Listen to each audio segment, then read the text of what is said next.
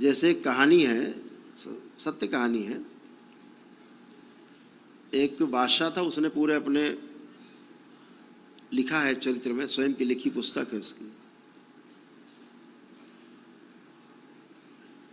उसने स्वयं लिखा है कि एक बार एक व्यक्ति आया, वो बंगाली था, और उसके राज्य में उसने कहा कि मैं खानसामा हूँ, शेफ, और बहुत अच्छा खाना बनाता हूँ। मेरा खाना अगर आप खाएंगे तो बनाया हुआ तो आपको अच्छा लगेगा। तो उस बादशाह ने कहा कि मेरे ख्याल से जहांगीर का शायद नाम आता है। तो उस बादशाह ने कहा कि ठीक को देखा जाए। तो उसने एक बना करके खाना, सब्जी वब्जी बना खिलाई, तो बादशाह को इतना पसंद आया। उसने कहा अरे इतना सुंदर और इतना अच्छा बनाने वाला खाना हमने पहली बार देखा, इतना अच्छा भोजन पहली बार किया। तो उसको बादशाह ने अपने रख लिया किचन में, रोज बढ़िया बढ़िया व्यंजन बनाकर खिलाता था। फिर जो वहाँ का मुख्य खानसामा था, जो मुख्य रसोइया, उसको बादशाह ने हटा दिया और उसको मुख्य रसोइया बना दिया, बंगाली दादा को। अब बंगाली मोशाय जो थे, वो बाबू मोशाय, वो मुखिया हो गए किचन के। और पहले वाला क्यों चुप बैठेगा, उसकी कुर्सी छीनी। उसने कहा करता क्या है, बनाता क्या है, छुपा के लाता है, छुपा के बनाता है, करता क्या है। कहा इसका पीछा करो। अपने लगाए कुछ उसने दाएं बाएं वाले, खुद भी लगा। तो एक दिन उसने देखा कि प्रातः काल वो ब्रह्म मुहूर्त में जाता था।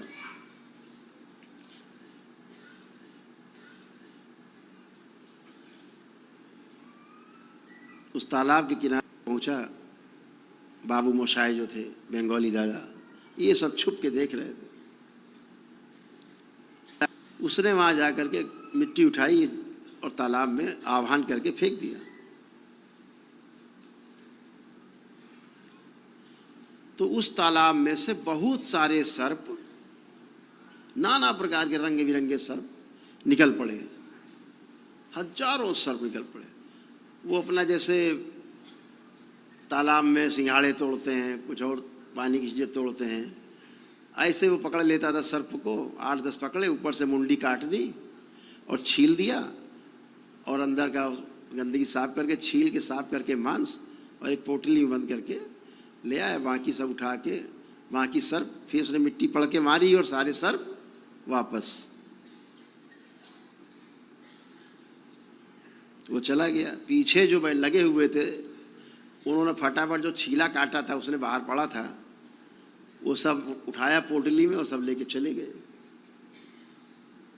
जब भोजन बना और बादशाह के सामने परोसा गया, तो जो पहले वाला खानसामा था, मुख्य खानसामा, मुख्य रसोइया, अब वो केवल रसोइया बन गया। तो उसके अंडर में था। वो चिल्लाया, महाराज, प्रभु, बादशाह हुजूर, खाना मत, ये खाने लायक नहीं है। क्यों? तो उसने कहा कि तुम जलते हो इससे, इसलिए कह रहे हो, तुम ईर्ष्या रखते हो। कह नहीं, देखिए बादशाह हुजूर, ये इसने रख दिया पोटली खोल के, ये छील छाल के फेंका है, और ये आप खा रहे हो तो सांप है। तो उसने बुलाया मुख्य रसोइया को। उसने कहा कि तुमने ऐसे किया, बताओ, नहीं तो सरकलम हो जाएगा। उसने कहा हाँ महाराज, ऐसे किया हमने। बोले आज तक सर्प खिलाते रहे और ऐसे ऐसे करते हो, इतने सर्प एक साथ कैसे बुला लेते हो?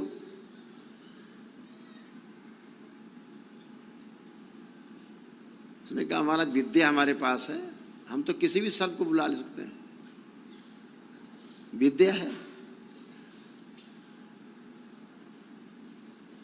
तो उसने कहा अच्छा, तुम एक ही तुम्हारी कंडीशन है तुम्हारे प्राण छोड़ने की, कि अब तुम मेरे सामने सब ये करोगे।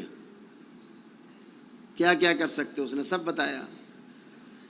तो उसने कहा सबसे बड़ा सर्प बुला के दिखाओ, जो दुनिया में सर्पों का राजा हो, ऐसा दिखाओ। तो उसने कहा महाराज, उसको बुलाना, हमारी जान चली जाएगी, हम मर जाएंगे। बोला मर तो वैसे भी जाओगे तुम, जब नहीं दिखाओगे। दिखाओगे तो हो सकता है जिंदा भी रहो।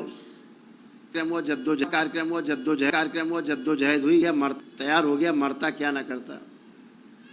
एक पहाड़ से करीब 500 मीटर 700 मीटर दूर उसने गड्ढे खुदवाए, बड़े बड़े नाला जैसा गड्ढा खुदवाया, खूब गहरा, पहाड़ तक। और सभी सभा लगी और जनता जनार्दन इकट्ठी हुई। तो उसने कहा हम आपको सर्प दिखाते हैं। तो जब उसने आवाहन किया तो तमाम प्रकार के सर्प आते थे, जाते थे, आते थे, जाते थे, आते थे, जाते थे, वापस पहाड़ों की तरफ आते थे, चले जाते थे। हजारों प्रकार के सर्प देखे। तो उसने कहा इन सर्पों का राजा भी तो दिखाओ। उसने कहा महाराज ये छोड़ दिया जाए। कहा नहीं, दिखाना पड़ेगा। तो उसने कहा बंगाली दादा ने कि एक शर्त है, क्योंकि हम मर जाएंगे पक्का है। वो आया और हम मरे, ये पक्का है। क्योंकि जो हुआ ये था कि जो नाली खोदी गई थी उसमें दूध भर दिया गया था, खूब पूरा दूध से लबालब भर दिया गया था। उसने कहा था दूध भरा होना चाहिए इसमें। और कुछ खील होती है, दीपावली में प्रयोग की जाती, धान की खील बनती है, वो डाली गई थी। क्योंकि सर्प को धान की खील बहुत पसंद है। दूध नहीं पीते, दूध पीना पसंद नहीं। दूध पी के तो सर्प मर जाते हैं। इसीलिए नाग पंचमी में सबसे ज़्यादा सर्पों की हत्या हो जाती है, सर्प मर जाते हैं दूध पी के। जितनी मरने वाली संख्या नाग पंचमी में है, उतनी संख्या किसी दिन नहीं होती। तो क्या हुआ कि वो आखिरी में मरता क्या ना करता। तो उसने बादशाह से कहा कि एक शर्त है, तो हम उस सर्प के राजा को बुला सकते हैं, क्योंकि हम तो मर जाएंगे। तो फिर तो बोले एक ही शर्त है कि जब हम मर जाएं तो यहाँ पर पहले उस एक तेल का बड़ा कढ़ाई रखा दिया जाए, बहुत बड़ा कढ़ाव। एक भैंसा रखा जाए, बहुत बड़ा भैंसा, ताकतवर भैंसा। और जब मैं मर जाऊं तो भैंसे का पेट फाड़ दिया जाए, उसके अंदर से सब निकाल दिया जाए और हमको उसके अंदर डाल दिया जाए, भैंसे के पेट में, और सिल दिया जाए। और फिर उस भैंसे को उठा करके उस कड़ाह में, तेल में ऐसे रखा जाए, उसी में डूबा रहे वो भैंसा। बोले फिर क्या होगा।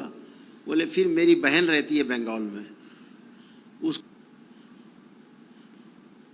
तो मैं मुझको बहन आ करके मुझको जिंदा कर सकती है। उसके ये शक्ति उसके पास है। हम भी कर सकते हैं। बोला उसने कहा कि हम भी कर सकते हैं जिंदा, लेकिन हम तो मर ही जाएंगे, तो अब जिंदा कैसे करेंगे। तो मेरी बहन कर सकती है। पता लिखाया, व्यवस्था की गई। तो उसने आह्वान किया तो सामने से पहाड़ जो है में दरार पड़ी, पहाड़ में फटा थोड़ा सा, और उसके बीच से एक सर्प निकला, बहुत मोटा ताजा सर्प। और उस सर्प के ऊपर एक छोटा सा सर्प बैठा हुआ था, यानी वो चल नहीं रहा था। उस सर्प के 3 फन थे, 3 फन का सर्प जो बैठा हुआ था। और जिस सर्प बैठा हुआ था, वो सर्प चल रहा था, वो केवल बैठा था उस पर कुंडली लगाए। और जैसे उसने आकर के दूध में फुफकार मारी, क्योंकि वो दूध में ही खड़ा था, दूध में कमर तक खड़ा हुआ था। और जैसे दूध में फुफकार मारी, दूध खौला और वहीं वो काला पड़ गया और उसकी मृत्यु हो गई। ये लिखा हुआ है। तो उसको जैसे उसने कहा था वैसे ही बंद किया गया, भैंसे के पेट में तेल में रखा गया। फिर उसकी बहन आई महीने खाड़ में, 1.5 महीने में वहाँ से। फिर उसने आकर के उसको दोबारा से जिंदा किया। तो विधियाँ तमाम हैं, बहुत विधियाँ हैं। हमारे ऋषि मुनियों ने कुछ छोड़ा नहीं, सब करके डिब्बे में बंद करके दे दिया हम लोग। हम लोग डिब्बा ही नहीं खोलना जानते। अब डिब्बा ही नहीं खोलना जानते तो क्या जानोगे। तो ऐसी ऐसी तंत्र विधियाँ हैं कि, लेकिन विधियाँ हैं। अब अगर सोचते उसको भैंसे के पेट में ना रखा जाता, उसको ना तेल में रखा जाता तो मर जाता, उसकी बहन भी कुछ नहीं कर सकती थी।